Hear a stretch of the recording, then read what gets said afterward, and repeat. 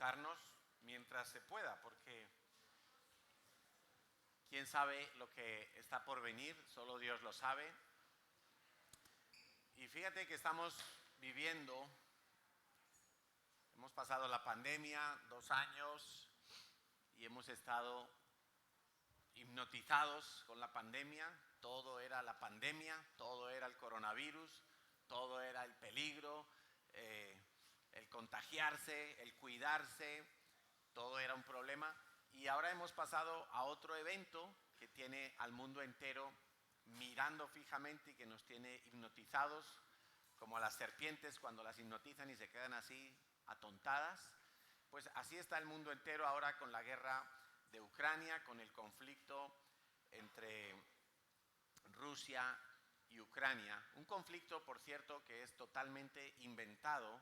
Es decir, no hay una razón que podríamos, si acaso pudiéramos decir una razón lógica para este conflicto, porque no es una cuestión de patriotismo, no es una cuestión de territorio, no es una cuestión política, no es una cuestión de que haya allí petróleo y todo el mundo quiere ese petróleo, no es una cuestión de que haya habido alguna agresión primero de un país para que otro responda. Es una guerra totalmente inventada. Y en mi opinión, el propósito de esta guerra es generar una crisis económica fuerte a nivel mundial, pero especialmente en Europa y Medio Oriente. Y lo estamos viendo ya. Nadie se explica muy bien por qué, pero estamos viendo que el petróleo ha subido, por lo cual sube la gasolina, el diésel, estamos viendo que ha subido el gas, estamos viendo que sube la electricidad, estamos viendo que sube la cesta de la compra, por lo tanto, que suben los alquileres, que todo está subiendo, y es lo que ahora las noticias están anunciando todo el tiempo, quizá generando una expectativa de miedo, una expectativa de qué vamos a hacer en el corazón de la gente. Algo parecido a lo que pasó con la pandemia. La gente decía, ¿qué vamos a hacer? Y si no sacan un remedio, y si no hay una cura, y si no hay una solución para todo esto, ¿qué vamos a hacer? ¿Vamos a morir todos o qué va a pasar? Y nos han tenido así entretenidos durante mucho tiempo, y digo entretenidos porque es lo que consiguen los medios masivos de comunicación.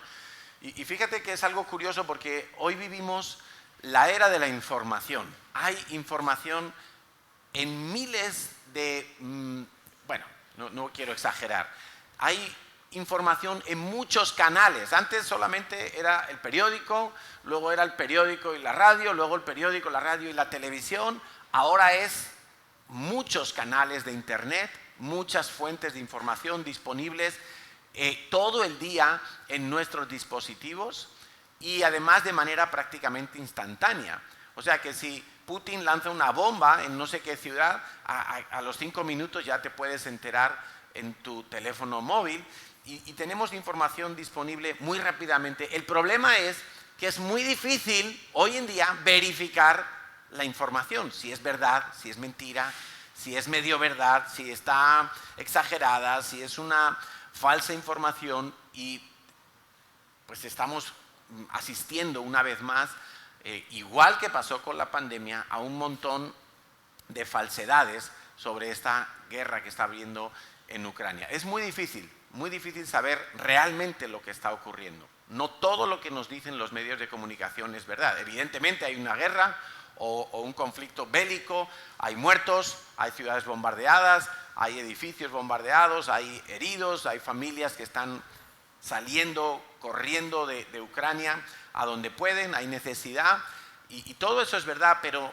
los detalles sensacionalistas que a veces nos ofrecen los medios de comunicación, pues ya se han descubierto varios que no eran verdad y que no, que eran inventados literalmente. Entonces creo que hay un interés muy fuerte en que creamos que este conflicto puede llegar hasta nuestras fronteras o nuestras ciudades, pero personalmente no creo que va a ser eso lo que va a pasar ahora, sino que se va a extender la crisis económica, porque al fin y al cabo lo que se ha pretendido de 2 años para acá, o quizá desde antes, pero ahora con una intensidad muy fuerte, es controlar a la población, controlar a las personas, controlar a la sociedad, que la sociedad crea lo que yo le vendo como información, que la sociedad dependa del Estado, que si quieres viajar tienes que cumplir los requisitos que dice el Estado, y si te tienes que vacunar, y si te tienes que hacer no sé cuántas pruebas, y si no, no puedes ir a un restaurante, y no puedes pasar una frontera, y no puedes ver a tu familia, y no puedes ver a tus padres en una residencia, y etcétera, etcétera, etcétera. Cada vez estamos asistiendo a un control, que de eso se trata, porque eso es lo que va a ocurrir cuando aparezca el anticristo en escena. El anticristo va a tener todo listo a nivel tecnológico, a nivel de preparar la mente y el corazón de las personas para poder controlar. En el tiempo en el que el anticristo aparezca en la tierra, la gente no podrá comprar ni una sola barra de pan, ni un kilo de arroz, ni un café, si no tiene la marca de la bestia. Eso es lo que dice la Biblia. Eso no te lo dice las televisiones ni los periódicos, pero es lo que está anunciado en la palabra de Dios desde hace miles de años, y es lo que se va a cumplir. ¿Qué va a necesitar el anticristo para que la sociedad de Oriente, de Occidente, de África, de Europa y de todas latitudes del mundo acepte algo tan severo como que tú no puedas comprar nada, ni hacer negocios, ni tener una nómina, ni una cuenta de banco, ni ir al médico, ni ponerte una inyección, que tú no puedas hacer nada si no tienes la marca en tu mano derecha o en tu frente?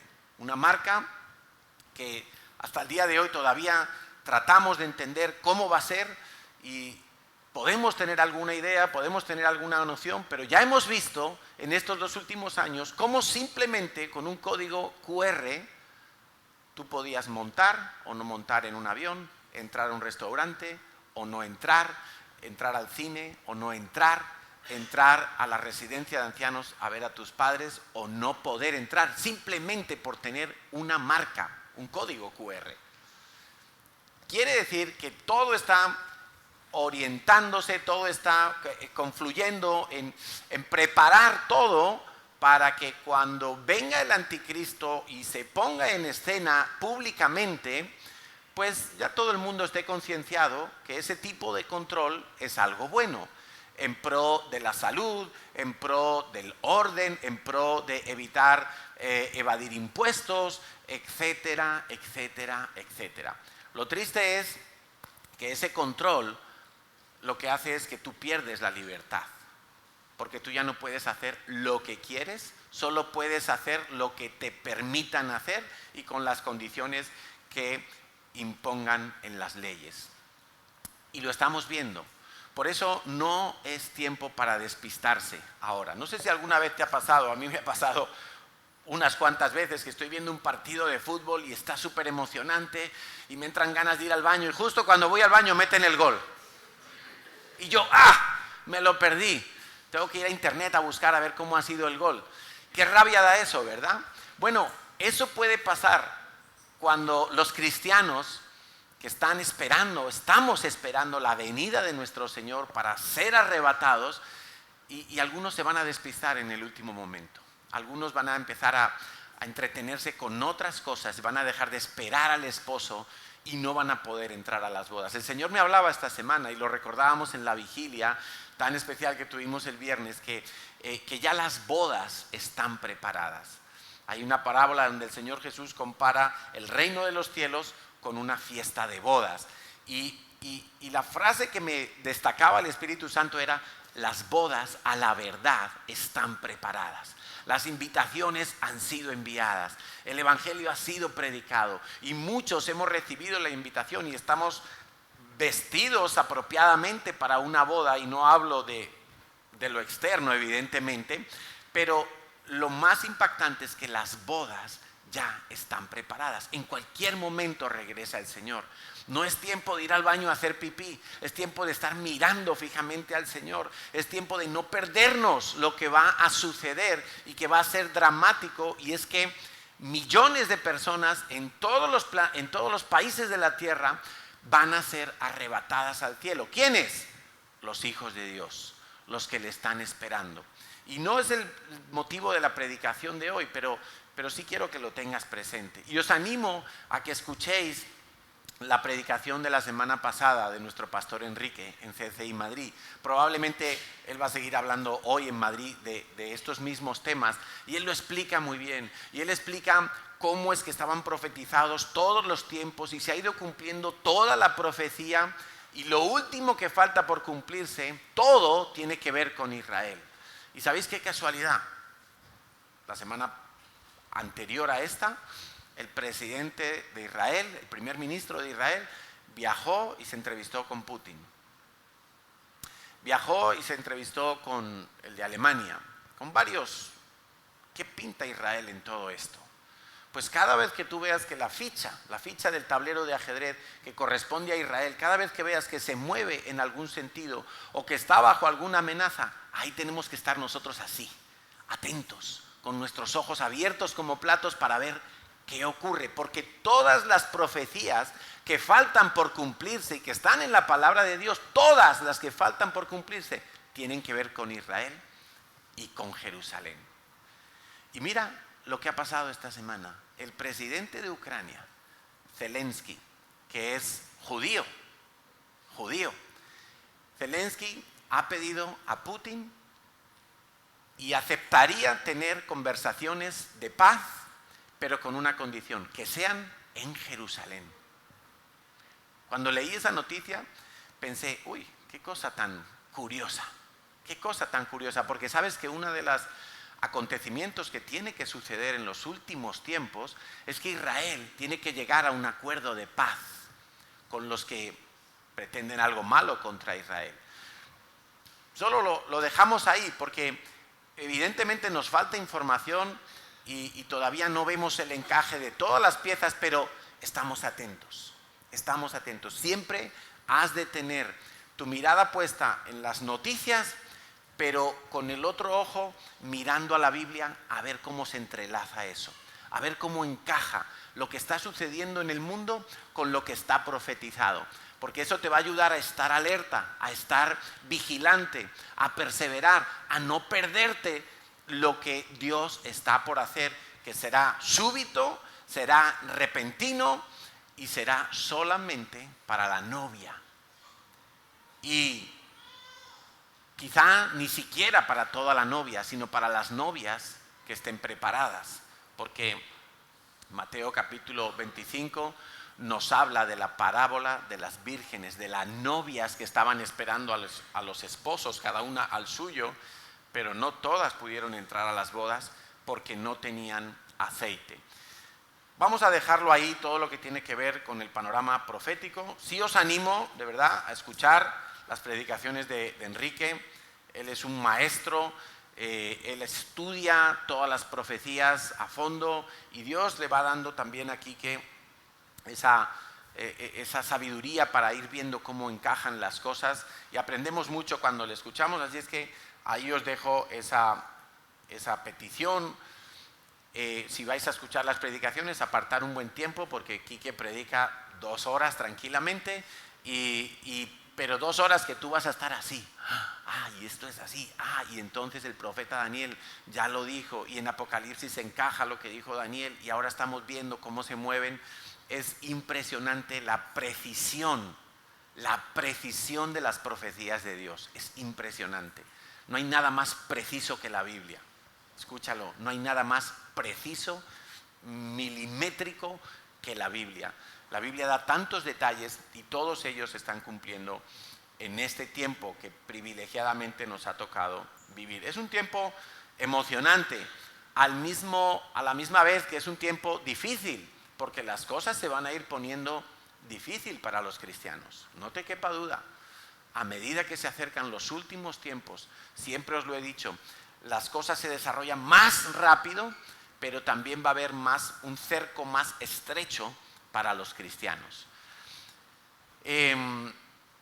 Hasta ahí dejamos todo el apartado de las noticias de esta semana, y vamos a seguir entonces con nuestra serie que estamos hablando desde la semana pasada sobre dadores alegres. Porque yo tengo un objetivo con esta serie de predicaciones, que no sé exactamente cuántas semanas nos va a llevar, pero fácilmente 2 semanas más, y es que cada uno de nosotros podamos convertirnos en dadores alegres. Escucha, no quiero que con esta predicación tú des.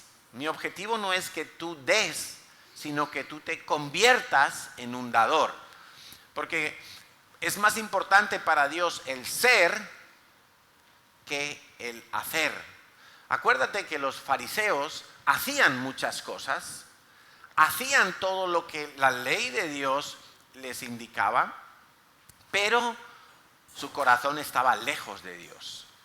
Para Dios es más importante lo que tú eres que lo que tú haces. Evidentemente, si tú eres un dador, el fruto va a ser que vas a dar, pero además vas a dar de una forma automática, como un manzano da manzanas, un dador da, y da alegremente porque sabe quién es su proveedor y quién es su Dios. Entonces, como decía, la idea de ser es más importante para Dios que la idea de hacer. Y Dios busca en su palabra adoradores, ¿verdad? Dios no dice que busque adoración, busca que los adoradores le adoren, porque es lo que va a hacer un adorador. Pero hay gente que adora sin tener un corazón, sin ser un adorador. Hay gente que canta, incluso canta canciones de letra cristiana, pero no son adoradores. La palabra de Dios nos enseña que el mayor en el reino de los cielos será el siervo de todos. Y a veces en la iglesia hablamos de servir, pero no queremos actos de servicio simplemente. Lo que Dios está buscando es que tú seas un siervo. Ser un siervo es diferente a hacer un acto de servicio. Un acto de servicio lo puede hacer cualquiera. En una ONG se hacen actos de servicio. En tu trabajo haces actos de servicio. Pero ser un siervo es otra cosa. Es una disposición diferente. De la misma manera que cuando el Señor nos dice que oremos por obreros, el Señor Jesús no dice oremos por la obra. Él dice oremos por obreros. Rogad al Señor de la mies que envíe obreros a la mies. Evidentemente los obreros van a hacer la obra, pero lo van a hacer de una forma automática, de una forma conforme a su diseño. Si son obreros, van a obrar. Pero hay gente que hace la obra sin ser obreros, son falsos obreros. Imitan, hacen algo de la obra, pero no son obreros. Por eso también Dios busca dadores. Dios no busca tu ofrenda, Dios no busca tu dádiva, Dios no busca tu donativo, Dios busca dadores y además dadores alegres. Dice 2 Corintios 9:7, para los que toman notas, cada uno dé como propuso en su corazón. ¿Qué es lo que está viendo Dios? ¿En qué quiere Dios que tú le des la máxima importancia? En cómo está tu corazón. Dios no dice que mires tus cuentas bancarias y entonces decidas.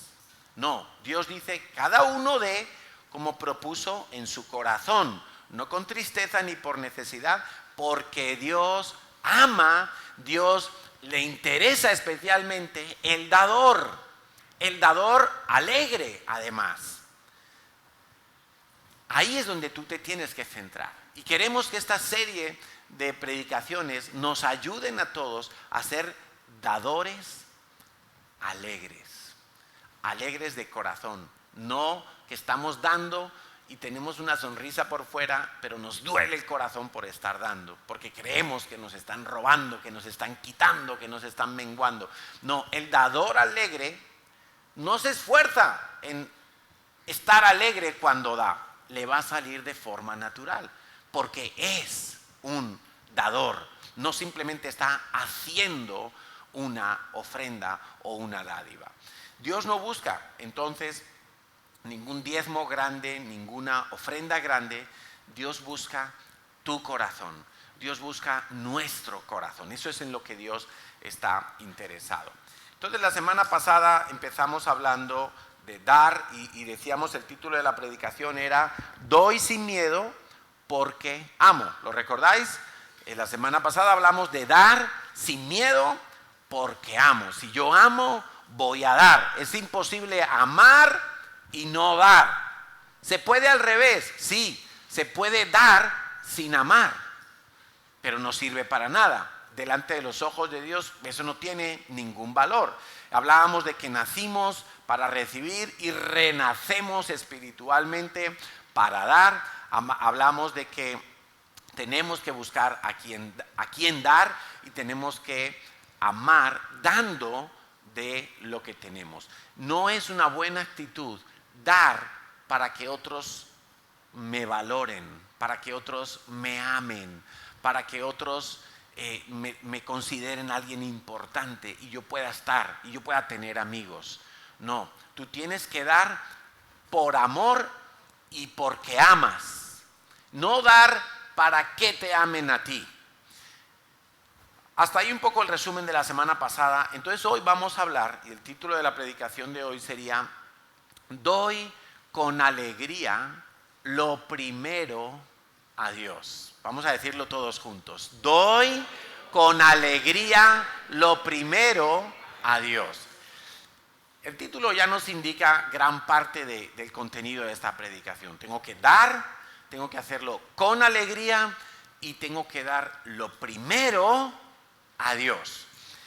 Cuando a Jesús le preguntaron en cierta ocasión cuál es el primer mandamiento, el Señor Jesús rápidamente contestó, y lo podemos leer en Marcos 12, 29 y 30. Jesús respondió: el primer mandamiento de todos es este: oye Israel, el Señor nuestro Dios, el Señor uno es, y amarás al Señor con todo tu corazón y con toda tu alma y con toda tu mente y con todas tus fuerzas. Este es el principal mandamiento. Cuando el Señor está utilizando ahí la palabra el mayor y el principal, es la palabra proto, del griego proto, como protozoo, prototipo. Esa palabra proto significa que es el primero en tiempo, lugar, en prioridad, en preeminencia, en superioridad. O sea, no hay ninguna duda que el primero tiene que ser Dios. El primero en todo. Todo lo que yo haga, cualquier cosa que yo haga o viva, tiene que ser primero en mente, primero en objetivo, es amar a Dios. ¿Y eso qué significa? Pues por ejemplo que si el mundo me dice que hay varios dioses, no. Yo voy a amar a Dios por sobre todas las cosas. No voy a tener otros dioses, elijo a Dios. Esa palabra que Jesús dijo es: oye Israel, el Señor es tu Dios, el Señor uno es el famoso eslogan, es un lema que utilizan en Israel y que lo cantan. Hay canciones que cantan eso en hebreo: Shma Israel, Adonai Eloheinu, Adonai Yehad. Escucha, Shma Israel, el Señor es uno, el Señor es tu Dios, el Señor es tu Dios, no hay otro Dios. Pero en todas las áreas de nuestra vida yo tengo que poner a Dios en primer lugar. Tengo 24 horas cada día. Vamos a suponer que 8 horas las pasamos dormidos. Tengo 14, 16 horas despierto. 16 horas. De esas 16 horas yo tengo que poner primero a Dios. Antes que el trabajo, antes que el ocio, antes que el deporte, antes que las compras, antes que las series, antes que las redes. Yo tengo que poner a Dios el primero en mi agenda, en mis actividades. Si tengo que honrar a algo o a alguien, el primero tiene que ser Dios. Mi honra principal y primera tiene que ser para Dios, antes incluso que la honra a mi esposa, a mis padres, a mis hijos, a mis abuelos, a mis nietos. Antes que cualquier otra cosa, yo tengo que honrar a Dios y tengo que obedecer. Y a veces la gente dice: ay, es que el jefe me ha pedido que haga esto y que falsifique una factura o que haga algo raro, pero Dios dice que no mienta. Entonces, ¿a quién voy a escoger obedecer primero?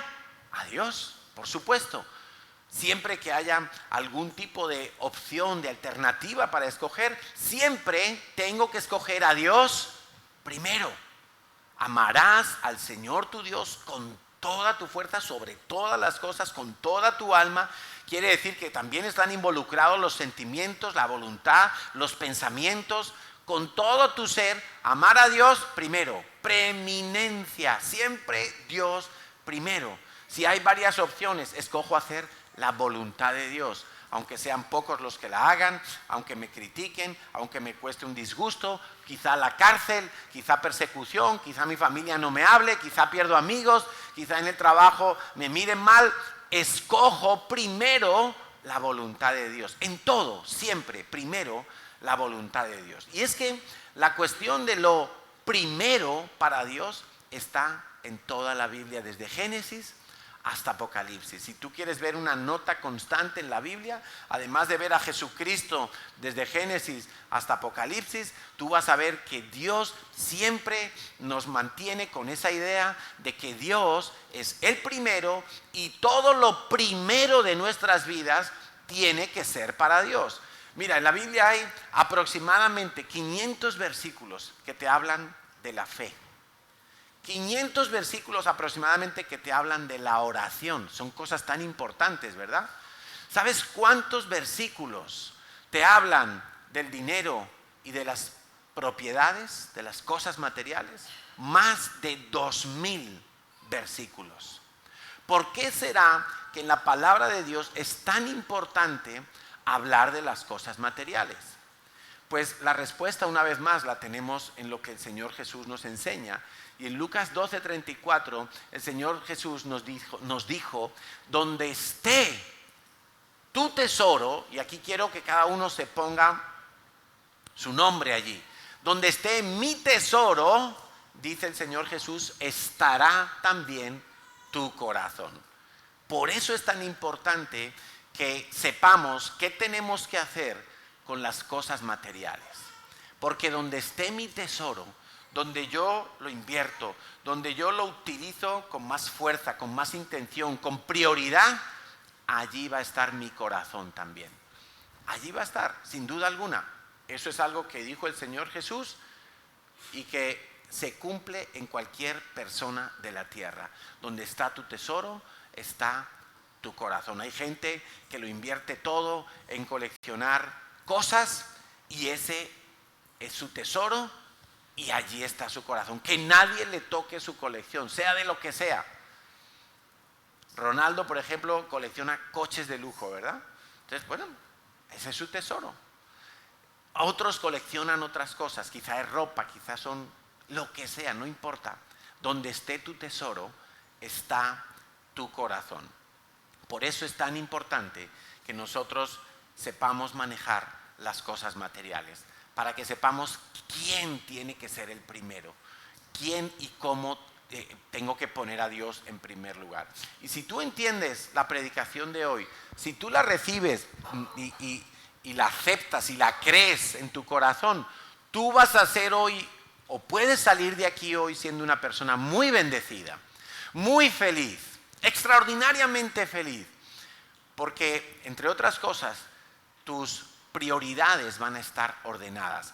Y ya sabéis que, también lo digo mucho, si Dios está en el primer lugar de tu vida, todo lo demás va a empezar a ordenarse en el orden que corresponde. La mayoría de nosotros, cuando llegamos a la iglesia, cuando llegamos al Señor, tenemos un desorden en nuestras vidas. Quizá tenemos salud, pero estamos mal en la economía. Quizá estamos bien en la economía, pero estamos mal en nuestro matrimonio. Quizá estamos bien en nuestro matrimonio, pero nuestros hijos se nos han ido de las manos definitivamente. Quizá tenemos todo fatal, pero tenemos desorden.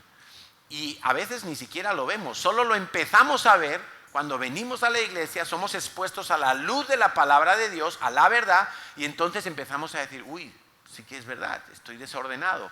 Yo creía que estaba bien.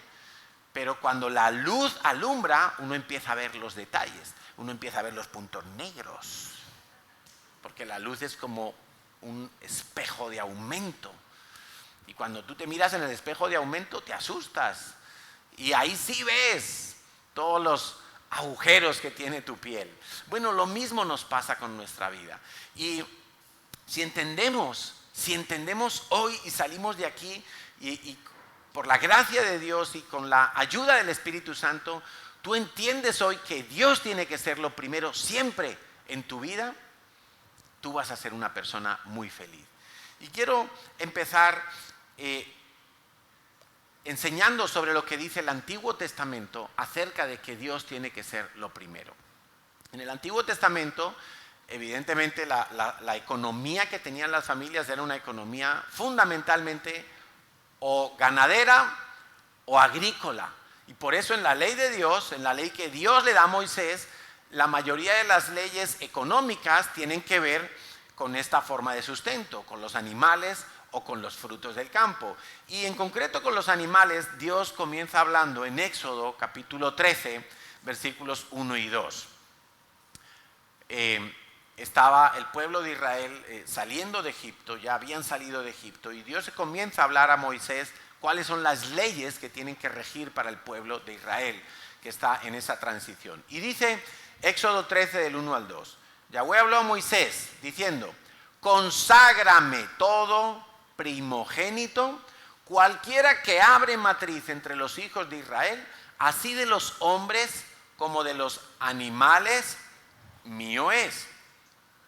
Dice el versículo 13, ahí mismo en Éxodo 13, versículo 13, mas todo primogénito de asno redimirás con un cordero, si no lo redimieres, quebrarás su cerviz.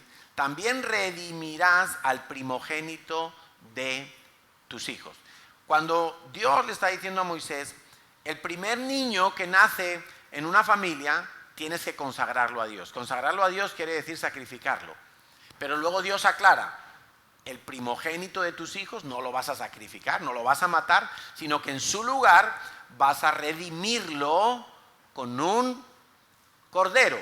Aquí hay algo interesante, y es que Dios está estableciendo, si leemos el detalle, tú sabes que en la ley había animales puros, animales limpios, como son el cordero, la vaca, ¿sí? Había animales limpios. Pero hay otros animales en la ley de Moisés que se consideran impuros, sucios, como el cerdo, el burro, por ejemplo.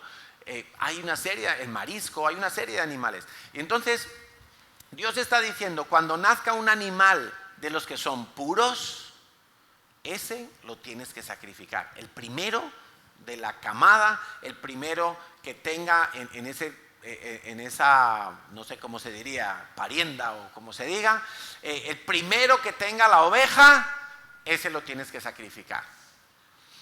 El primero, me lo consagras a mí. Si es un animal impuro, no me lo sacrifiques, porque es impuro. Dios no va a aceptar un animal impuro como sacrificio. En el altar del templo nunca se sacrificaban cerdos, nunca se sacrificaban burros, porque son animales impuros de la ley. Pero entonces, ¿qué hacemos si nace un burro y nace la cría del burro? Entonces lo vas a dejar con vida, pero a cambio lo redimes con un corderito, con un animal puro. Y uno de tus hijos, pues no me lo vas a sacrificar, sino que vas a sacrificar también un corderito, cada vez que nazca el primer hijo en una familia. Y Dios está estableciendo de esta manera que los puros primogénitos, es decir, el primero de la familia, era para Dios.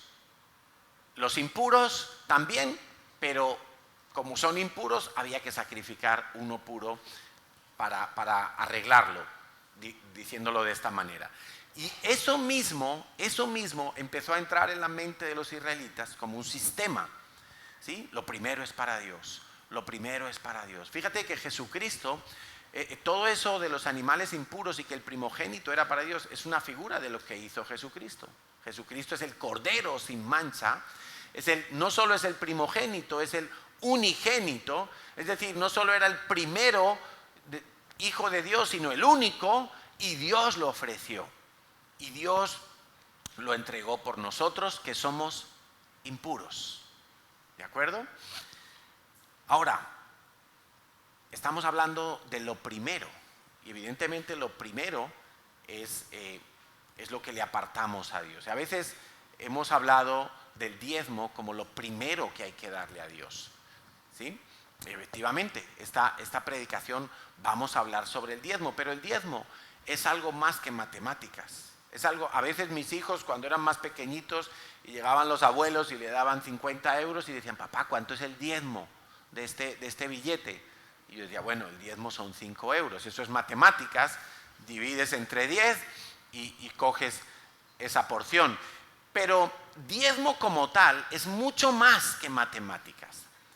El diezmo como tal requiere que tú tengas fe, porque lo que Dios le dijo al pueblo de Israel con los animales era, cuando nazca el primero, me lo entregas. No le dijo, cuando nazcan 10, apartas uno. El ganadero tenía que tener la fe de que su ovejita o de que su buey o su vaca le iba a dar más camadas después. Pero el primero tenía que ser para Dios. Y eso requiere fe. Porque si tú ya tienes 10 y tienes que dar uno a Dios, pues ya no necesitas fe, ya tienes 9 más. No hay problema. Pero cuando solo tienes uno, ¿qué le dijo Dios a Abraham? Te voy a dar un hijo. Abraham espera 25 años por el embarazo de su esposa. Y cuando nace el hijo, y Dios le dice, entrégamelo, conságramelo. Imagínate, Abraham se le había prometido que tendría una descendencia incontable, pero de momento solo tenía uno solo. Y Dios le dice, entrégamelo. El de la promesa, además, entrégamelo. Y Abraham estuvo dispuesto. Él tenía fe. De hecho, a Abraham se le conoce como el padre de la fe. ¿Por qué? Porque él tuvo una fe impresionante para entregar el único que tenía. Una vez más, una figura como la de Jesucristo. El único, el unigénito. Y estuvo dispuesto. Incluso preparó el altar con la leña y estaba a punto de sacrificar a su hijo cuando el ángel de Dios le mandó detenerse, porque ya Dios sabía que Abraham le iba a obedecer en todo, que al fin y al cabo es de lo que se trata la fe. La fe se trata de confiar en Dios.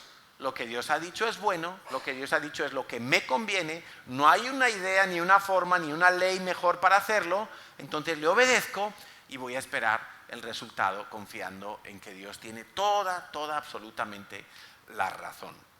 Entonces el diezmo es lo que me ayuda a entender que lo primero es para Dios. El diezmo es una ley eterna. Y vuelvo a repetir, casi que me atrevería a decir como un eslogan, el diezmo no es simplemente el 10%. El diezmo es la manera en que Dios me va a demostrar que si yo le pongo a Él primero, Él es digno de confianza, Él va a hacer algo sobrenatural. Confío en Él y nada más. Es un principio espiritual, es una ley eterna y se cumple en todo lugar. No importa si llevas 10 días de cristiano o 20 años de cristiano. El diezmo es una ley, es un principio espiritual. ¿Qué ocurre? Que los fariseos, los religiosos, convirtieron el diezmo simplemente en una operación matemática. Y por eso Jesús criticó a los fariseos y les dijo, mira, diezmáis hasta la menta. Cuando recogían las plantitas para hacer el té de menta, hasta esas plantitas, estas hojitas de menta, ellos las diezmaban. Tenían 10 hojitas, cogían una y la llevaban al templo como una ofrenda, como un diezmo. Hasta el comino, que es pequeñito, ellos diezmaban matemáticamente, porque la ley lo convierte todo en matemáticas. La ley lo complica todo. Pero el diezmo en verdad es poner a Dios por encima de todo, es una forma de amar a Dios por encima de todo y confiando en Él. Robert Morris, que es un pastor americano, llega a decir algo que me gusta como idea. Dice que Jesús es el diezmo de Dios. Jesucristo es el diezmo de Dios. ¿Por qué?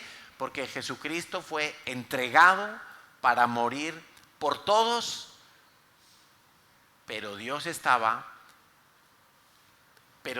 no, sin saber cuántos iban a responder, aún Jesús así murió por todos. O sea, Jesús fue entregado en fe por Dios para la salvación de todos los que iban a creer. Pero Jesús fue entregado antes de que nosotros creyéramos, antes de que nosotros tuviéramos la decisión de fe de acercarnos a Dios. Ahora, hoy en día, y estamos en el capítulo de los animales, pero quiero hacer este inciso. Hoy en día hay mucha gente que critica el diezmo. Y tú entras en las redes sociales y vas a encontrar personas que se oponen al diezmo. Y se oponen en algunos casos ferozmente. Y entonces dicen cosas como que el diezmo es del Antiguo Testamento. Porque fue en la ley de Moisés donde aparece la normativa para diezmar. Por ejemplo, lo que estábamos leyendo de los animales, o como ahora vamos a ver más adelante, de los frutos. Pero en el Nuevo Testamento nosotros encontramos exactamente el mismo principio. Y Pablo dice, en sus cartas, dice que el obrero es digno de su salario. Pablo afirma que los que anuncian el Evangelio vivan del Evangelio. Claro, es que tenemos el mismo principio. En el Antiguo Testamento, el diezmo era para los levitas, para los que hacían la obra del templo o del tabernáculo y los oficios que tenían que ver con todos esos sacrificios, y estaban dedicados a tiempo completo para eso. Pero es que hoy en día también hay.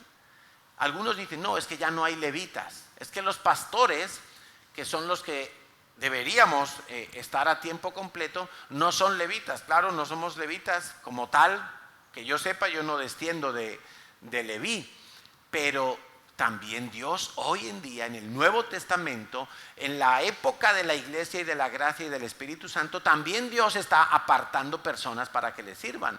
¿O no apartó Dios a Pablo y a Silas y a Bernabé y a, Matías? Cuando Judas se ahorcó, dice que los apóstoles orando, el Señor les habló que era Matías el que Dios estaba apartando para completar otra vez el número de los 12. Claro que sí, hoy Dios todavía sigue apartando gente para que le sirvan. Estamos orando por las misiones. ¿Y a quién apartará Dios? Pues no lo sabemos todavía. Por cierto que cuando estuvieron Jorge y Shirley aquí aparecieron como no sé cuántas personas, varias decenas de personas salieron para ir a las misiones, pero muy poquitos se acercaron luego a hacer la reconfirmación que yo pedí con Marcela. Apenas 5 o 6 creo que me dijo Marcela que había en esa lista. Bueno, no sabemos si serán alguno de esos o serán otros, pero Dios va a apartar gente para ir a las misiones. Y no podemos mandar a alguien a las misiones y decirle, no, tú ve allí a ese país y allí te buscas un trabajo y ya verás tú cómo predicas el Evangelio. No, lo vamos a tener que mandar sustentándole, pagándole su comida, su piso, su habitación, lo que sea. Claro, porque ningún soldado se sostiene a sí mismo, ¿verdad? Sino que el soldado que es enviado es el gobierno, es el país, es el rey el que le tiene que sustentar. Así es igual con el Evangelio. Algunos dicen, no, pero es que ya no hay templo, porque el diezmo y las ofrendas también eran para el templo. Pero hay iglesias, hay actividad ministerial, por supuesto que sí. Y todo esto no es de cartón piedra, como los decorados de Hollywood. Esto es para seguir predicando el Evangelio. Algunos dicen, no, pero es que ya no es una obligación, como en el Antiguo Testamento, que era una ley que tenían que cumplir los israelitas. Y yo creo también que los que piensan que la ley es una obligación es que no entendieron el corazón de Dios. Porque la ley todo lo complica, la ley todo lo enreda. Fíjate si lo enreda la ley, que los fariseos, que hoy en día todavía existen en el pueblo de Israel, son tan complicados para vivir los mandamientos de Dios, pero tan complicados, y buscan excusas y darle vueltas a las cosas.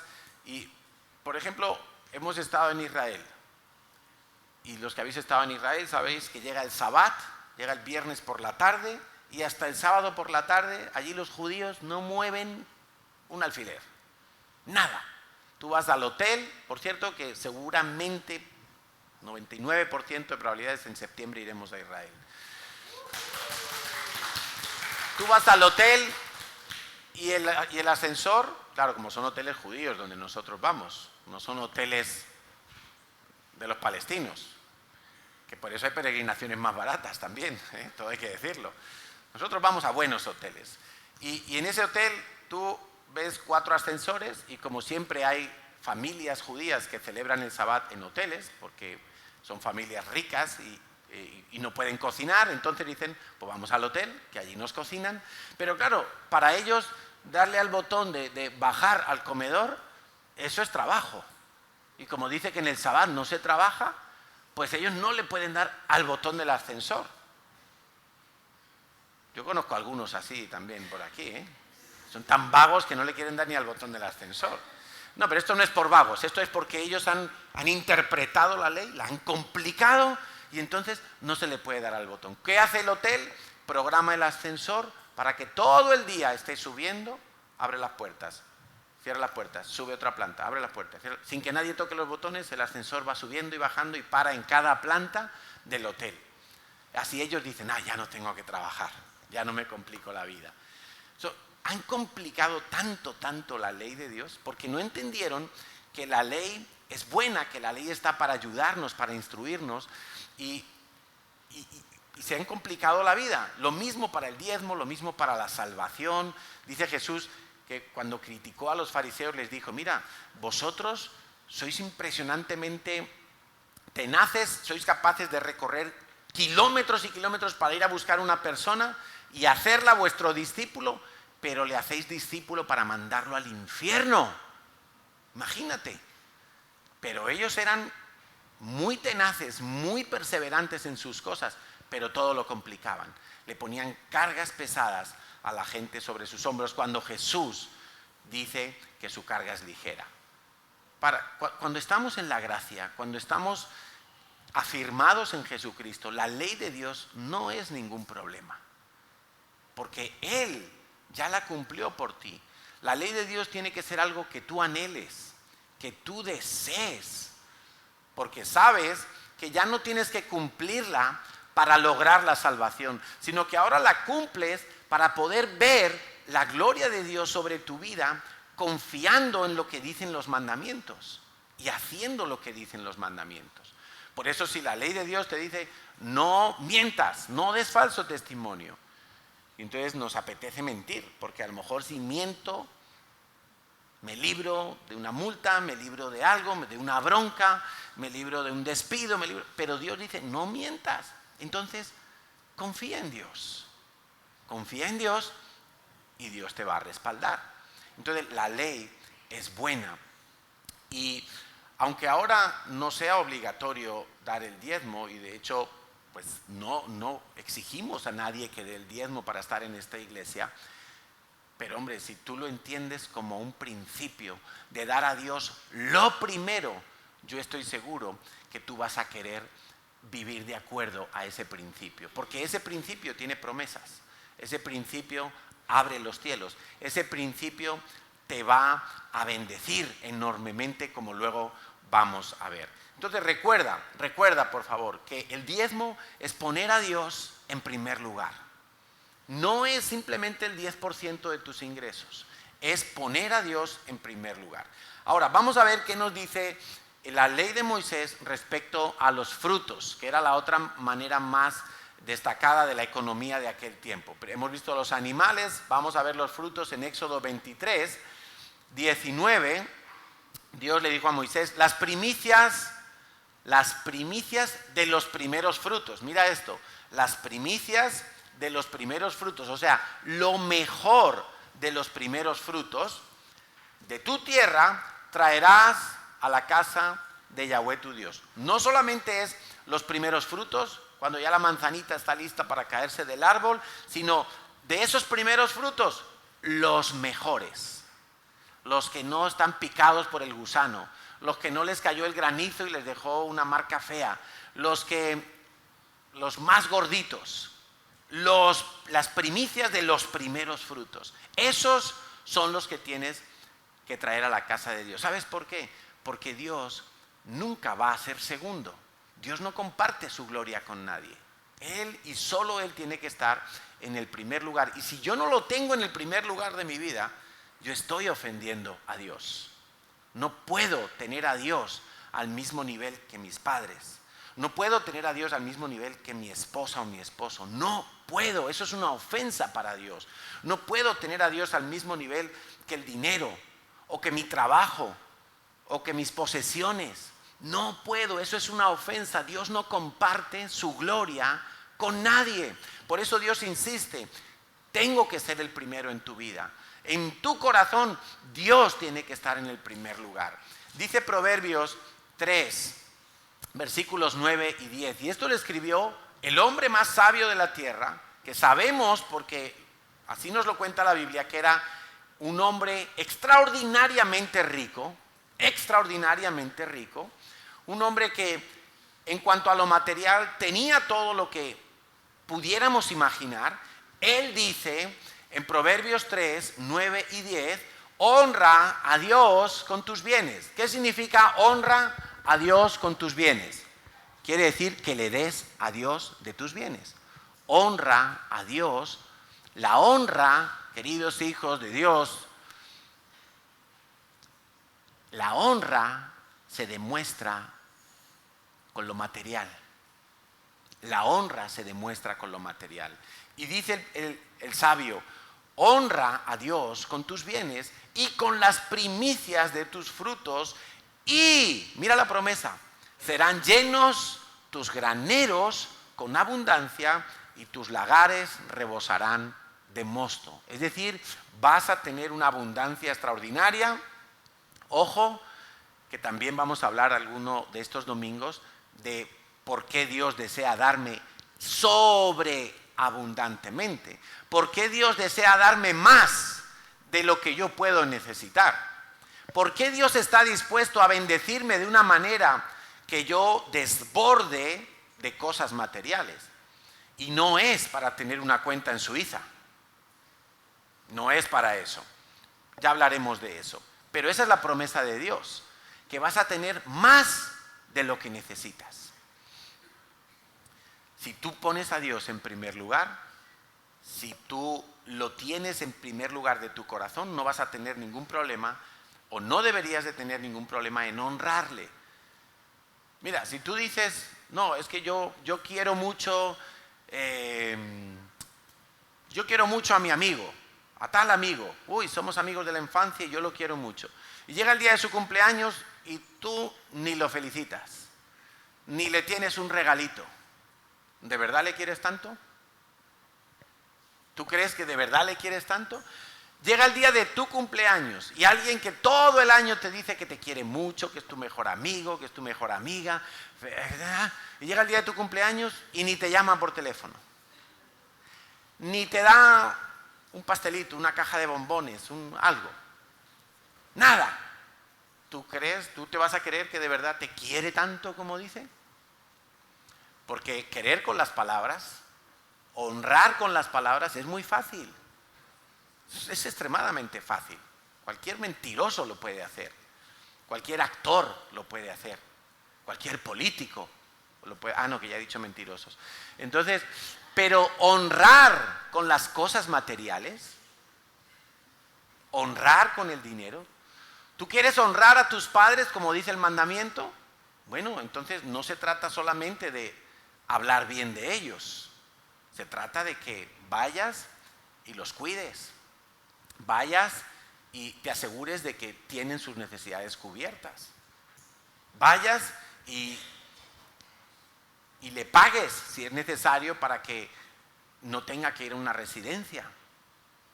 Que hagas lo que tengas que hacer, pero se demuestra con las cosas materiales. La honra es con las cosas materiales. Muy bien, vemos algunos casos en la palabra de Dios donde este principio de lo primero se ve tan claramente y nos enseña de una manera tan nítida Y vemos un caso que quiero comentar, es el de la conquista de Jericó. Cuando ya Israel va a entrar a la tierra prometida, acaban de cruzar el Jordán, que ya da entrada a la tierra prometida, y Dios le dice a Josué, que en ese momento era el pastor, el líder de la congregación, Dios le dice a Josué, pues ahora vais a atacar, la primera ciudad que vais a atacar es Jericó. Y Dios le dice la estrategia, ¿os acordáis? Que tenían que dar una vuelta cada día, y una vuelta el segundo día, y así hasta el séptimo día, que daban 7 vueltas, y tocaban el shofar y gritaban, y entonces los muros de Jericó iban a caer, iban a poder entrar a la ciudad y saquearla. Pero Dios pone una condición. Dios le dice a Josué, y lo tenemos en Josué 6:19, le dice así: mas toda la plata y el oro y los utensilios de bronce y de hierro sean consagrados a Yahweh y entren en el tesoro de Yahweh. Por alguna razón, si leemos los versículos anteriores, Dios dice, mira, no vais a dejar a nadie con vida. No quiero que me sacrifiquéis los animales que va a haber en Jericó. Tenéis que matar incluso los animales. Porque Dios dijo, esa primera ciudad es anatema. Es algo que yo no quiero.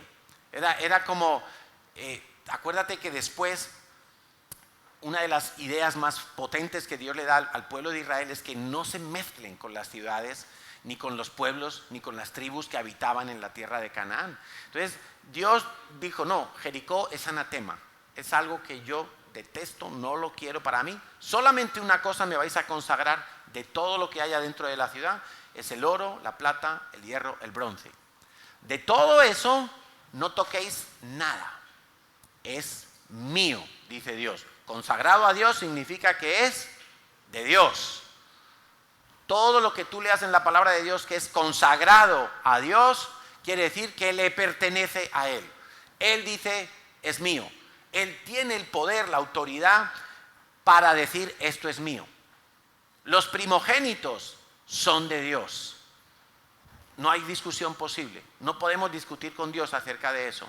Es Dios el que lo establece, así lo ha establecido y así es. Y Dios dice en Jericó, no toquéis nada de lo que hay allí, todo es anatema, eso tiene que ser quemado y destruido, todo, salvo el oro, la plata, el hierro y el bronce, que son para el tesoro de la casa de Dios, son consagrados a Dios.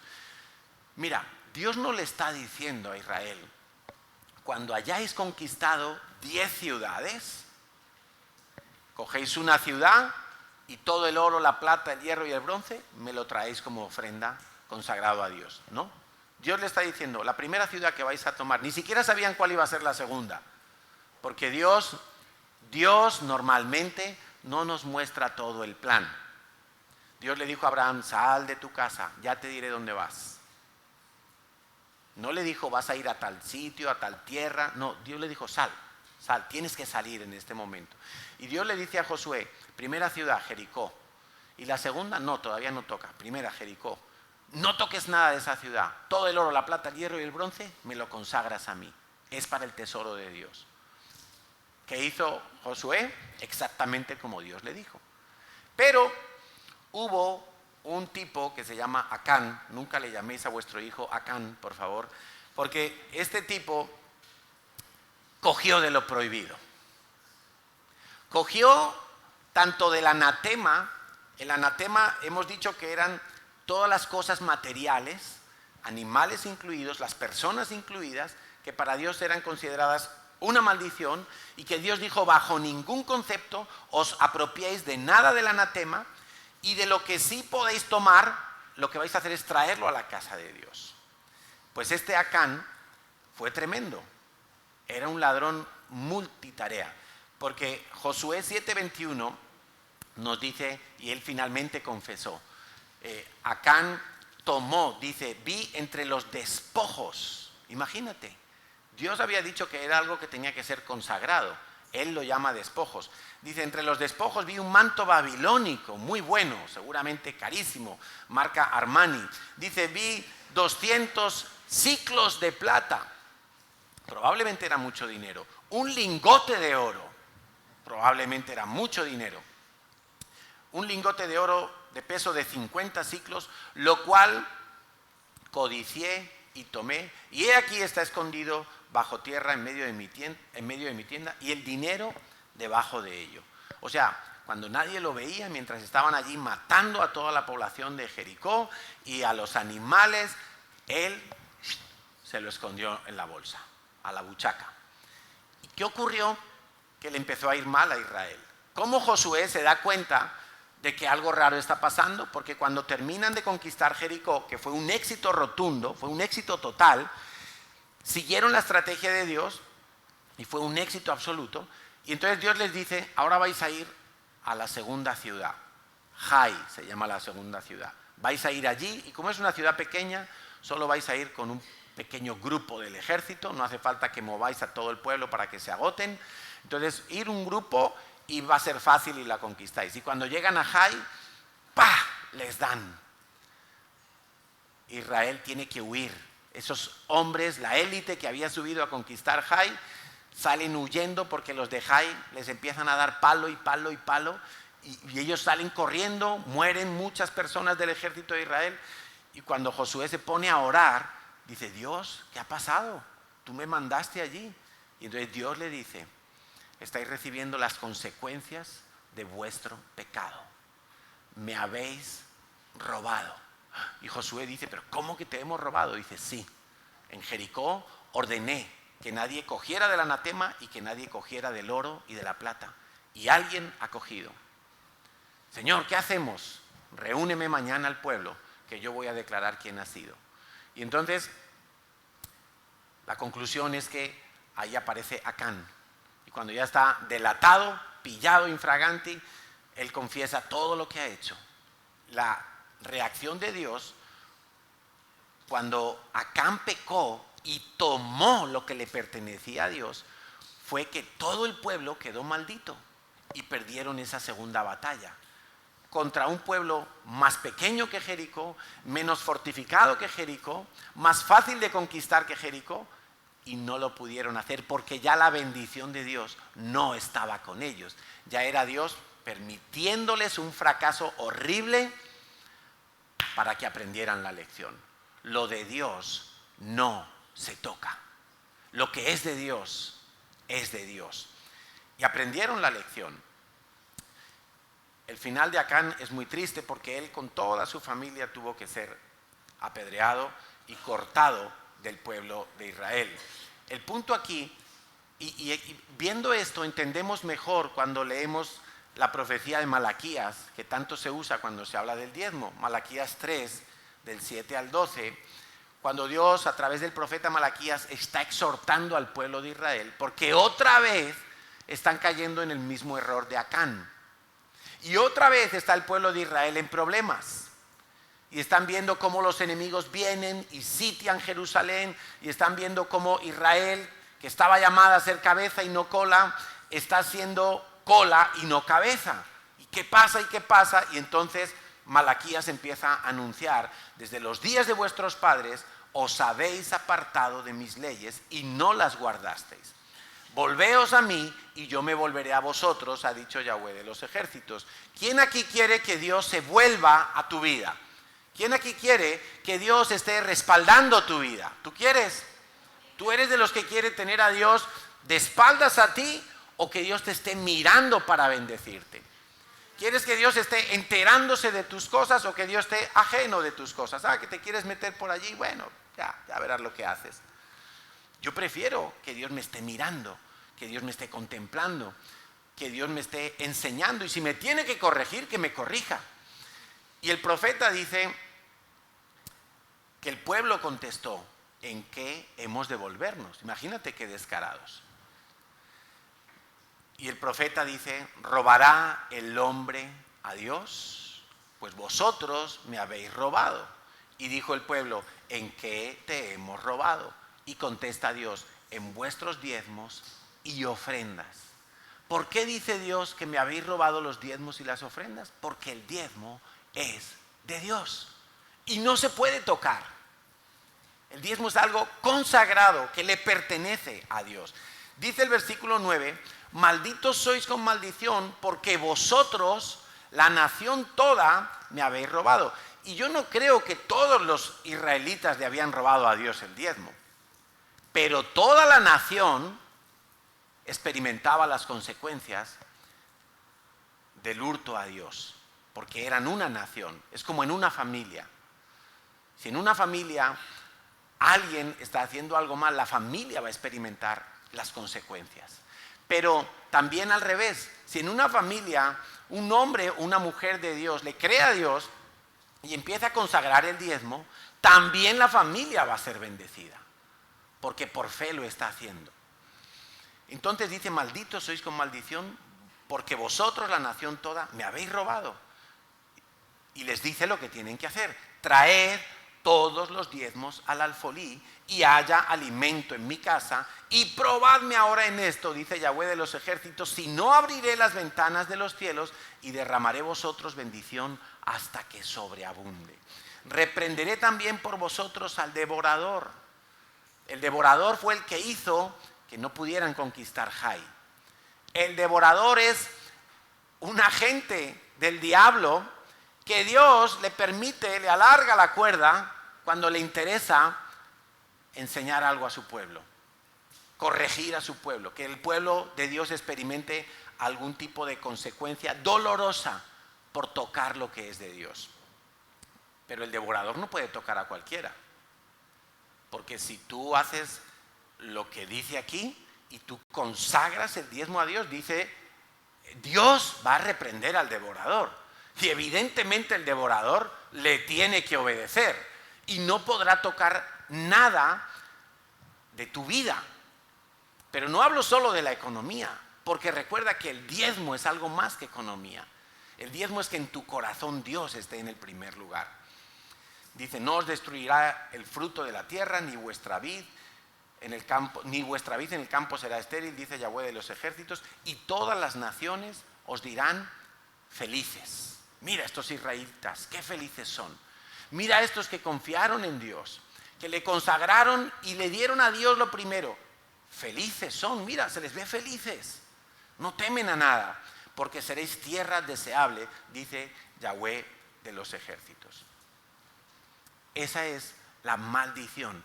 La maldición viene cuando yo me apropio de lo que es de Dios. Es más grave robar a Dios que robar a los hombres. Con esto no estoy diciendo que vayas al banco y lo robes, pero desde luego que es más grave. Por supuesto. Es mucho más grave tener a Dios resistiéndote que a la policía persiguiéndote. Por supuesto que sí.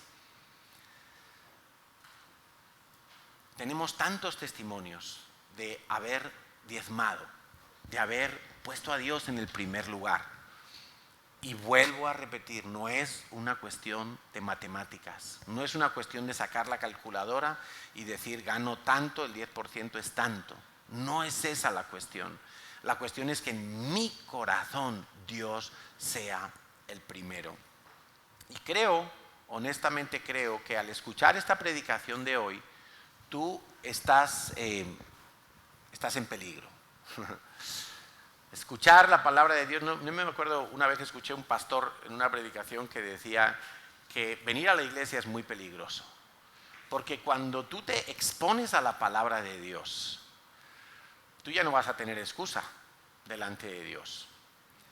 Y el que conoce la voluntad de Dios y no la hace, va a experimentar consecuencias más graves que el que no conoce la voluntad de Dios y no la hace. Ese es un principio que está en la Biblia. Lo dijo el Señor Jesús. El que conoce la ley de Dios y no la pone por obra, va a ser más castigado que el que no conoce la ley de Dios y no la hace. También va a tener un castigo, pero va a ser menos castigo. Esa es la forma en que Dios hace las cosas. Quiero animarte a la fe, viendo el caso de Caín y Abel, dos hermanos que en un momento dado trajeron una ofrenda a Dios. Fíjate, algunos dicen, no, que el diezmo es de la ley. Pues mira, 2500 años antes, en el comienzo de la creación, todavía no había ninguna ley, solo había una ley. No comerás del fruto del árbol de la ciencia del bien y del mal. Solamente esa ley había. No había ninguna otra ley. No había ley de diezmos, no había ley de ofrendas, no había ley de nada. Y Caín y Abel deciden hacer una ofrenda a Dios. Pero la Biblia nos cuenta algo muy interesante. Y algunos nunca entendieron por qué Dios no miró la ofrenda de Caín, ni a Caín con agrado. Porque acuérdate que Dios no está mirando tu ofrenda, Dios está mirándote a ti. Dice Génesis 4, del 2 al 5, que Abel fue pastor de ovejas, como aquel que conocemos allí en el redil. ¿Cómo se llama? Toribio, ¿no? Manuel Toribio, que va con sus ovejitas y las saca del pueblo de allí al lado del redil y la va paseando y pasa por el redil. Y cuando Jonier quiere quitar arbustos de algún sitio, le dice, oye, pasa las ovejas por aquí. Se lo comen todo y mejor que la cortadora de césped. Lo dejan todo limpito. Entonces dice que Abel fue pastor de ovejas y Caín fue payés, fue agricultor de la tierra. Versículo 3, presta mucha atención. Aconteció, andando el tiempo, que Caín trajo del fruto de la tierra una ofrenda a Dios. ¿Qué podía traer Caín? Fruto de la tierra. Seguramente cogió unas cuantas patatas, unos cuantos pimientos, unas cuantas zanahorias, unas chirimoyas, qué sé yo, sandía, lo que tuviera a mano, lo que cultivaba, porque él era agricultor, y de eso le trajo una ofrenda a Dios. Muy bien.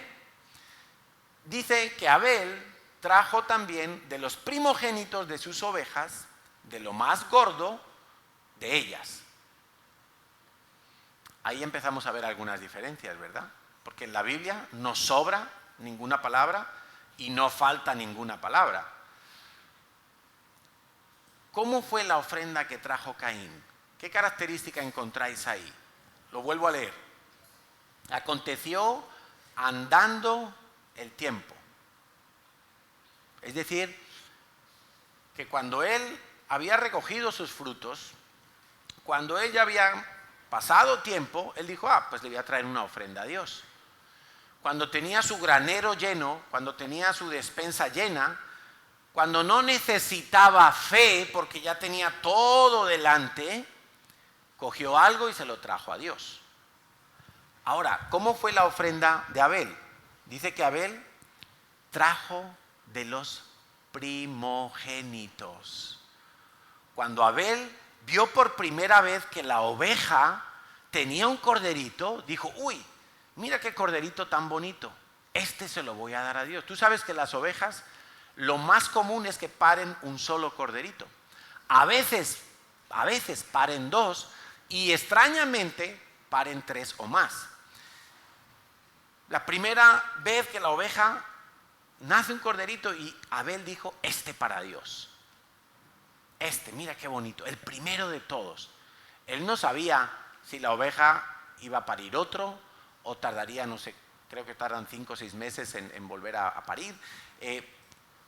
Necesitó fe para darle el primero, no esperó a tener 10 corderitos, 20 corderitos, 5 corderitos para traerle uno a Dios.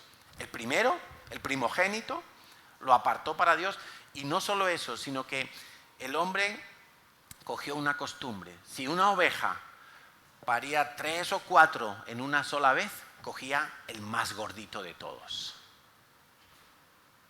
Nuestra mentalidad suele ser la contraria, ¿que sí?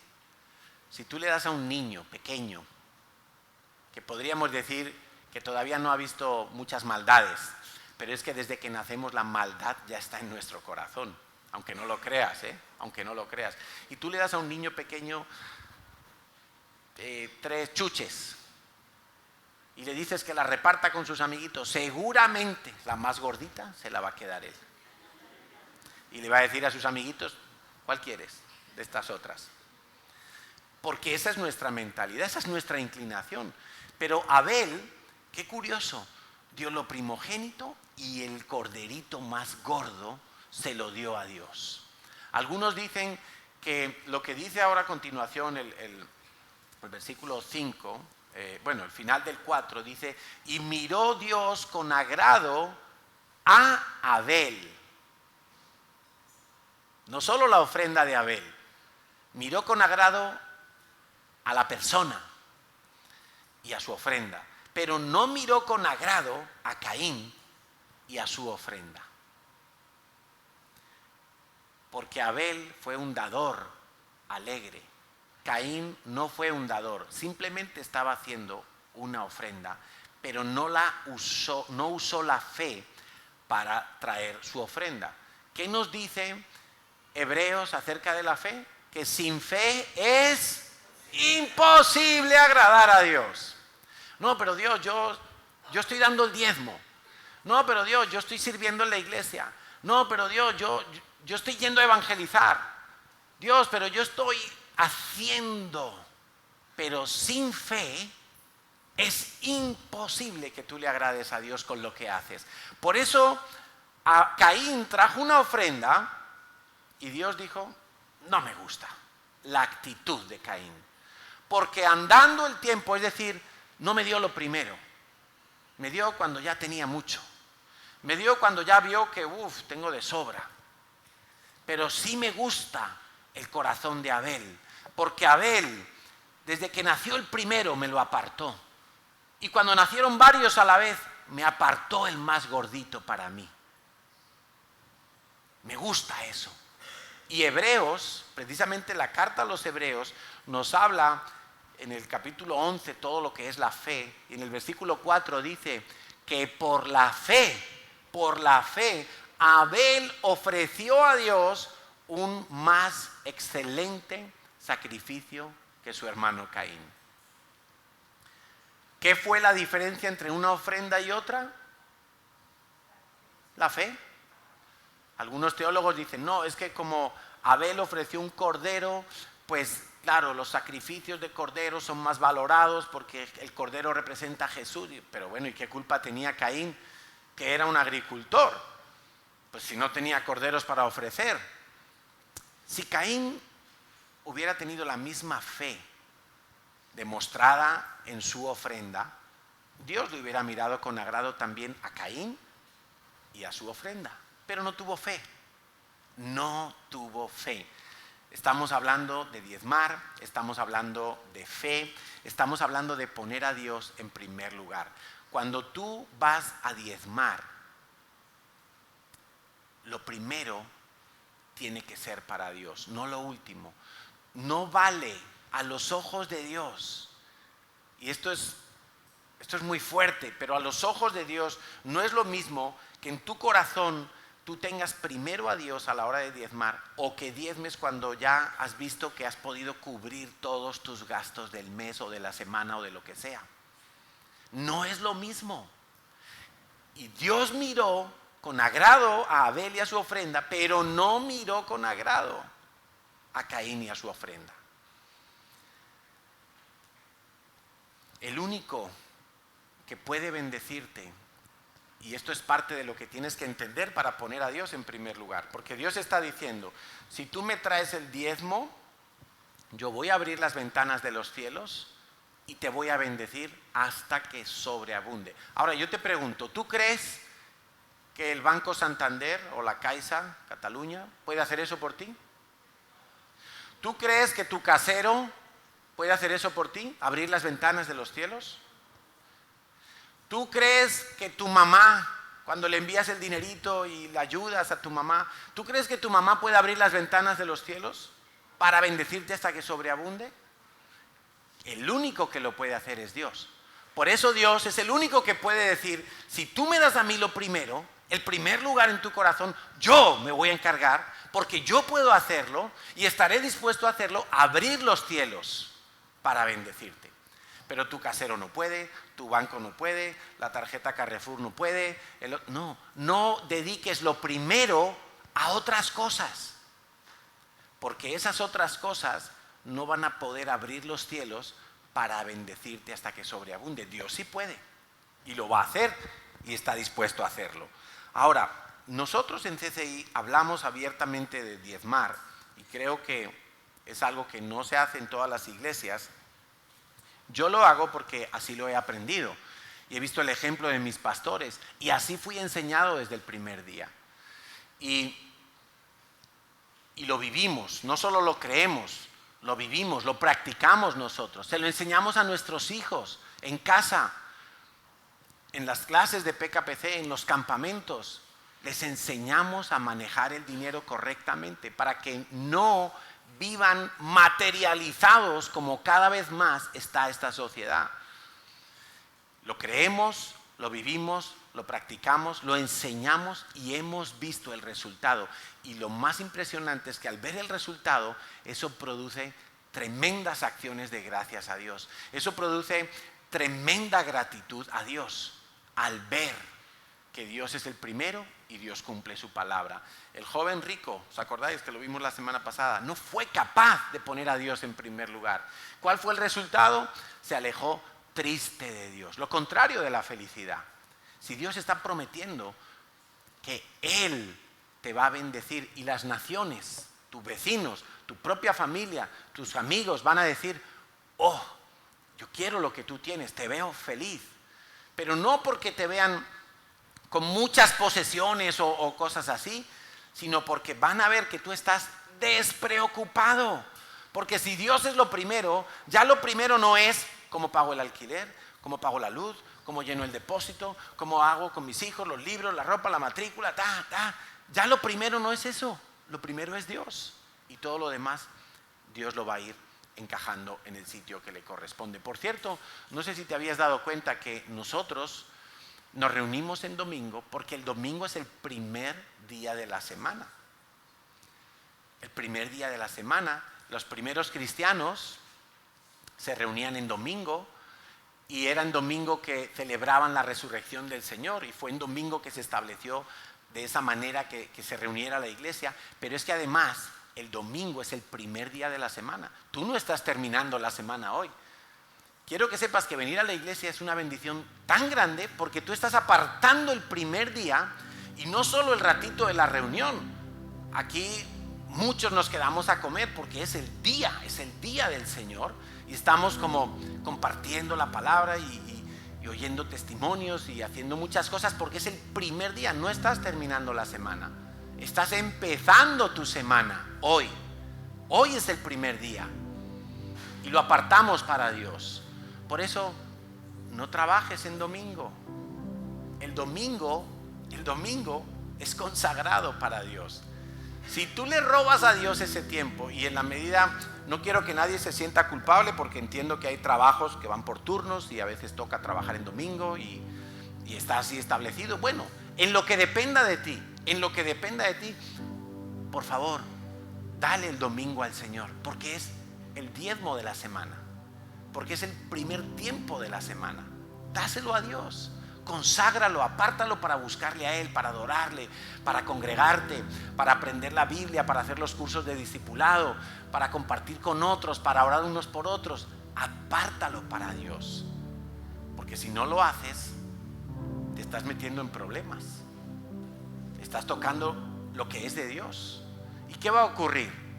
Pues va a ocurrir que va a venir el devorador y esas horas de domingo que quizá te las pagan más fuerte que las normales y todo lo que tú estás metiéndole allí, va a venir el devorador y se lo va a comer y te lo va a robar, y con todo el derecho, porque Dios ha dicho que así va a suceder. Pero también Dios ha dicho que si tú apartas el domingo, en la primicia, lo primero, si lo consagras para Dios, porque todo lo primero es de Dios, entonces Dios va a reprender al devorador y te va a bendecir. Ay, ¿cómo es eso? Eso está en la responsabilidad de Dios. ¿Cómo lo va a hacer Dios? No lo sabemos. Tampoco le vamos a pedir a Dios que nos dé todo el detalle de cómo lo va a hacer. Ay, Dios, entonces yo si te doy el diezmo, cuéntame, Dios, con el 90% restante, ¿qué va a suceder? Porque así me lo pienso mejor. No, acuérdate, Dios no te va a revelar todas las etapas del plan. Solamente quiere que confíes en Él. Confía en Dios. Confía en su promesa. Confía en su veracidad, en su benignidad, en su bondad, en que Él es íntegro, no miente nunca. Confía en Dios. ¿Por qué nos cuesta tanto confiar en Dios para el área económica? Te digo por qué. Porque también lo vamos a hablar otro domingo. El dinero compite con Dios. El dinero se levanta como un ídolo. Esta guerra de la que hablábamos al principio es una guerra económica para provocar una crisis económica y que la gente dependa más cada vez de los gobiernos. Y cuando dependamos tanto del gobierno que no podamos ni respirar sin permiso de no sé qué ministro, entonces van a hacer con nosotros lo que queramos. Por cierto, que de esos primeros cristianos que se reunían en domingo, ¿sabes que fue en la iglesia de Antioquía donde por primera vez a los discípulos se les llamó cristianos? No fue que había cristianos que se hicieron discípulos, como diciendo, yo voy a estar en la escuela de discipulado y voy a ser un cristiano destacado. No. Eran discípulos, y un discípulo quiere decir un seguidor cercano, comprometido, un escudero, y a esos discípulos se les llamó cristianos por primera vez en Antioquía. Quiere decir que a veces llamamos cristianos a todo el mundo que viene a una iglesia, pero la Biblia dice que fue allí a los discípulos a los que se les llamó cristianos. Y era, por cierto, en el domingo que se recogían las ofrendas, como hemos leído, no lo hemos leído, 1 Corintios 16, 2. Cada primer día de la semana. ¿Cuándo es el primer día? El domingo. Cada uno de vosotros ponga aparte algo según haya prosperado. A ver, por si no te has dado cuenta, Pablo no está diciendo aquí que Dios ordenó poner, qué sé yo, 100 euros o 30 euros. No dijo una cantidad, dijo según hayas prosperado, guardándolo para que cuando yo llegue no se recojan entonces ofrendas. ¿Cuándo se recogían las ofrendas?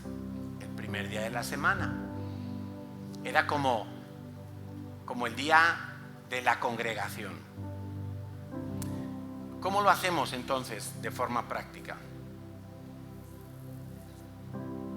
Da gracias a Dios por la provisión que llega a tus manos. Da gracias a Dios por toda la provisión que llega a tus manos.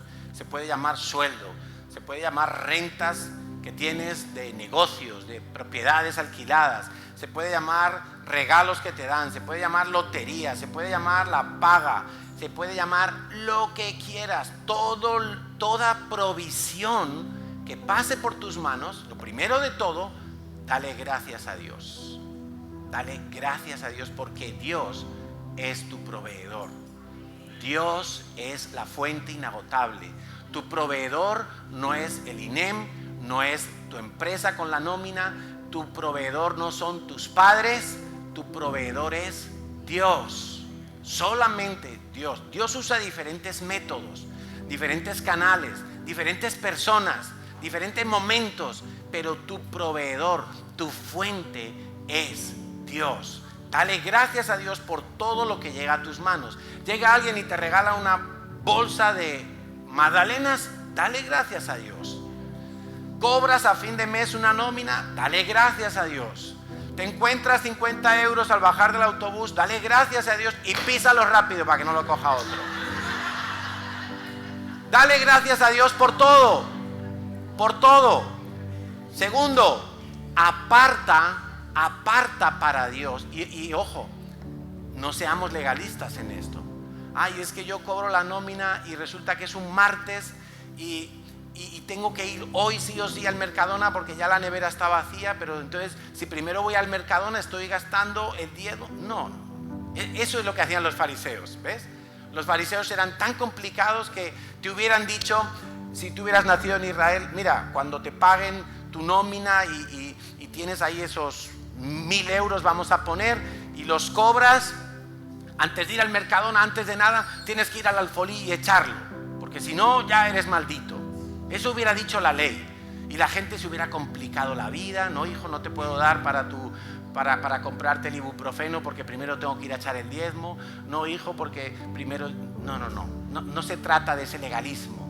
Se trata de que en tu corazón, acuérdate que Dios miró a Abel y su ofrenda, Dios miró a Caín y su ofrenda, Dios miró a Abraham y su intención de darlo todo.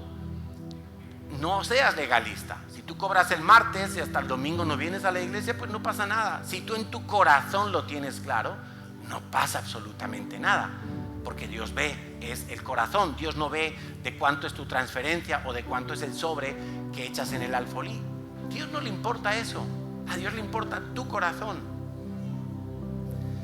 Entonces apártalo, estás dando gracias y en ese mismo momento tú estás: Señor, gracias, tú eres lo primero de mi vida, tú eres lo primero de mi vida, tú eres el que merece la mayor honra de todas, la primera honra de todas.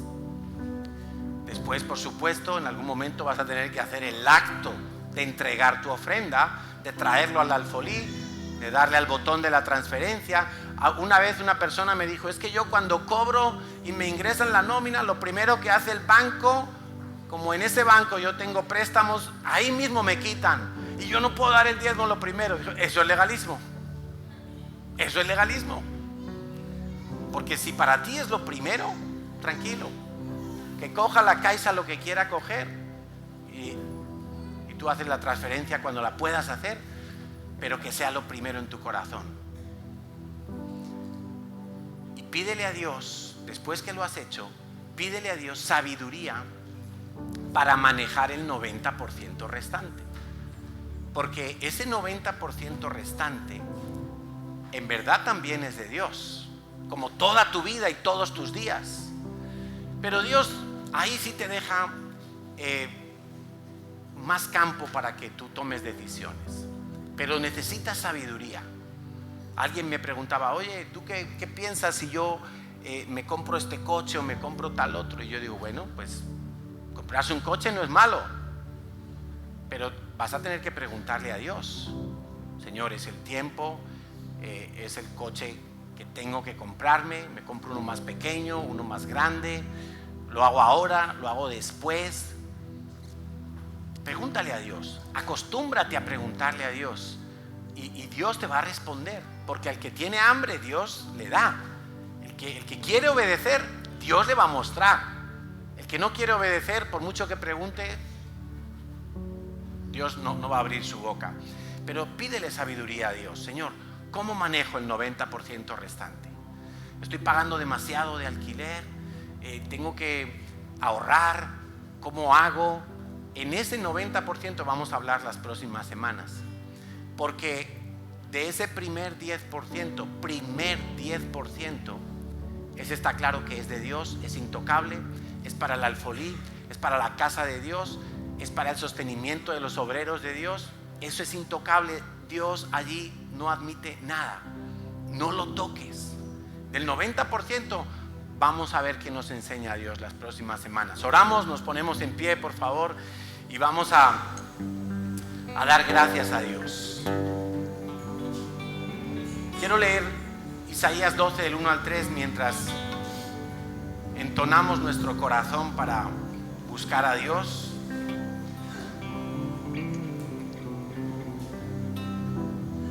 Porque el dar con alegría, ¿de dónde viene nuestra alegría?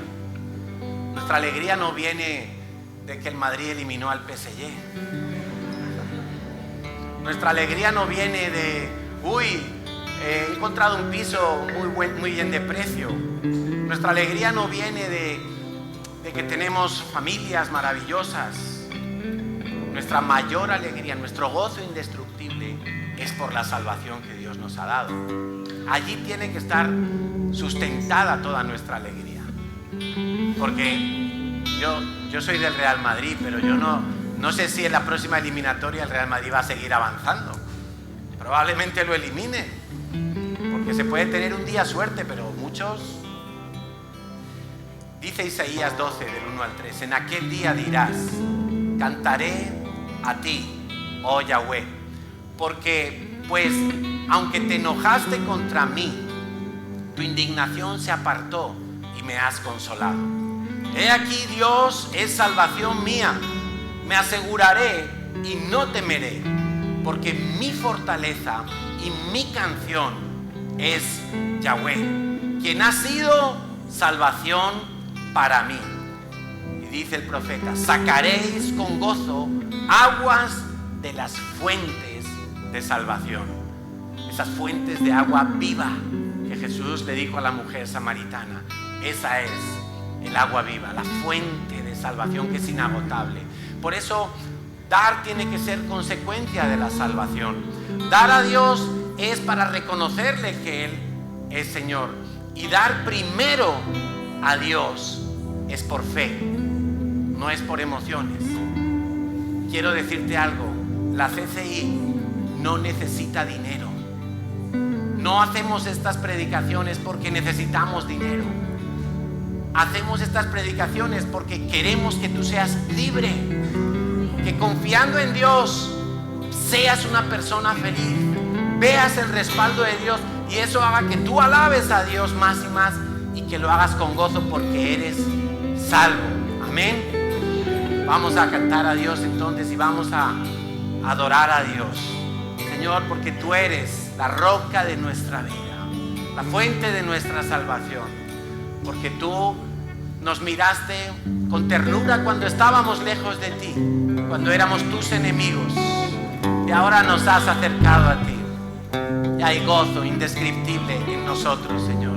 Hay gozo porque no teníamos ninguna opción, ninguna esperanza de vida, pero tú nos has salvado, nos has rescatado, nos has recogido, nos has limpiado y nos has sentado a la mesa de las riquezas del cielo, Señor. Santo eres tú, Dios, santo y poderoso, digno de ser exaltado. Confiamos en ti, Señor. Por eso apartamos este día, por eso apartamos lo mejor para ti, por eso te cantamos, por eso oramos cada mañana, Señor. Y cruzar el Jordán.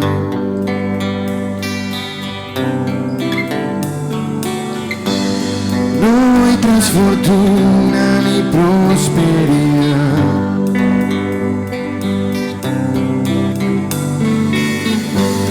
no anhelo tesoros ni la bendición.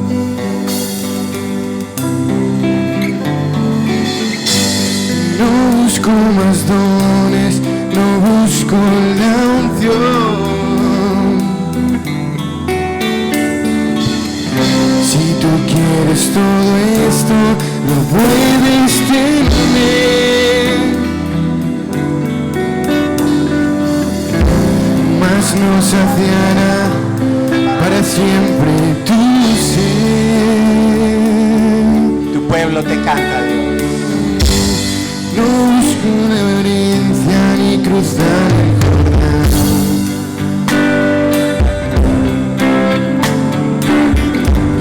No hay tras fortuna ni prosperidad.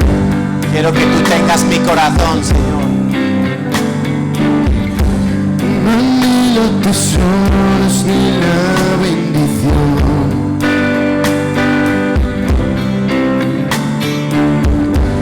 No busco más dones, no busco la unción.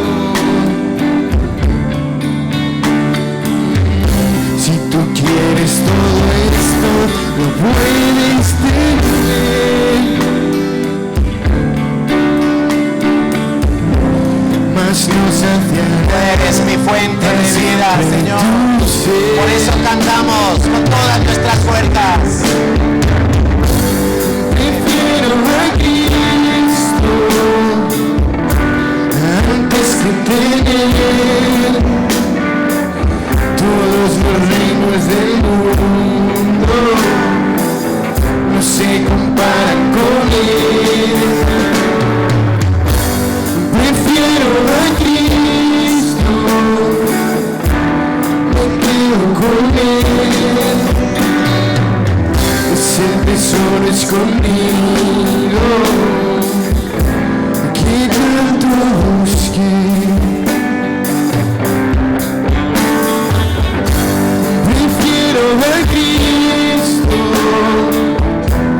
antes que tener todos los reinos del mundo. No se comparan con Él.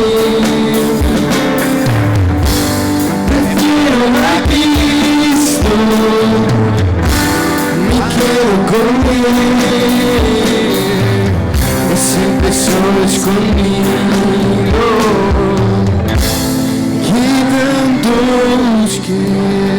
Señor, queremos que tú siempre seas lo primero, en todo lo que hacemos, en lo que planificamos, en lo que gastamos, en lo que invertimos, en lo que dejamos de hacer.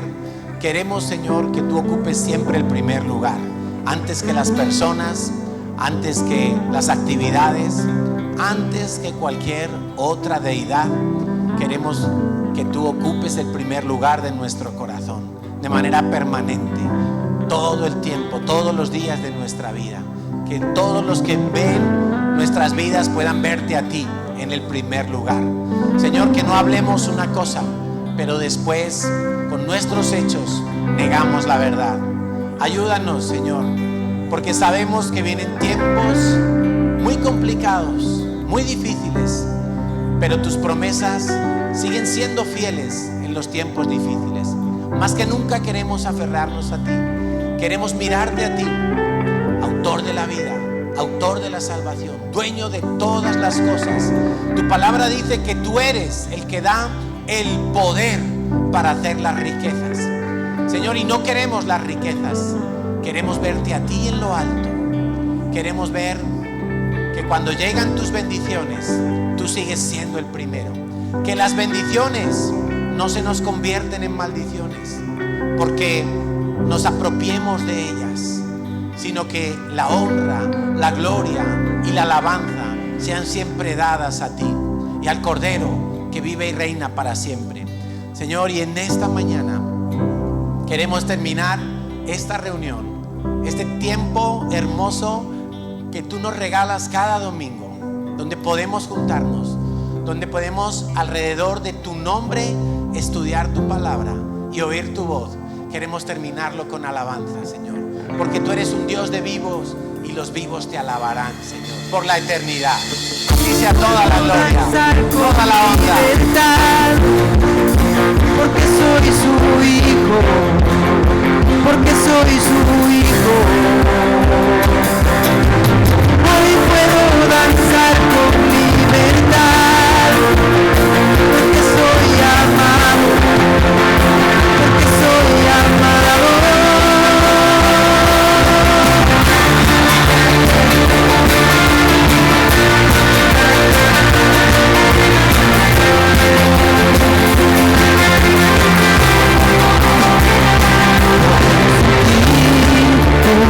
Podemos sentir tu río, hay sanidad en las aguas.